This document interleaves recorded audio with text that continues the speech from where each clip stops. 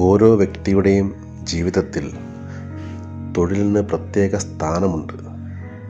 എന്നാൽ ജാതകത്തിലൂടെ ഏത് തരത്തിലുള്ള മേഖലയിലാണ് തൊഴിൽ ചെയ്യേണ്ടതെന്നും ഏത് മേഖലയിൽ തൊഴിൽ ചെയ്താലാണ് അതിൻ്റേതായിട്ട് ഔന്നത്യം ഉണ്ടാകുമെന്നും തിരിച്ചറിയാൻ ആചാര്യന്മാർ ജ്യോതിഷത്തിൽ തന്നെ നിരവധി നിയമങ്ങൾ കൊടുത്തിട്ടുണ്ട്.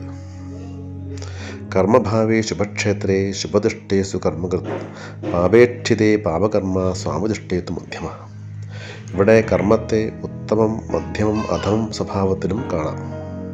എങ്കിലും സാമാന്യേന ഒരു ജാതകത്തിൽ തൊഴിൽ സ്ഥാനം അല്ലെങ്കിൽ മേഖല ചിന്തിക്കുമ്പോൾ ഭേന്ദ്വർക്കാസ്പദപതിക അംശനാഥവൃത്യ എന്ന ഹോരാ നിയമം അനുസരിച്ച് ലഗ്നം, ചന്ദ്രൻ, സൂര്യൻ ഇവകളിൽ ബലമുള്ളതിൻ്റെ 10ാം ഭാവാധിപനായ ഗ്രഹത്തിൻ്റെ നവാംശകപതിയെയാണ് ഏത് മേഖലയിലുള്ള തൊഴിലാണ് സ്വീകരിക്കേണ്ടതെന്ന് നാം മനസ്സിലാക്കേണ്ടത്.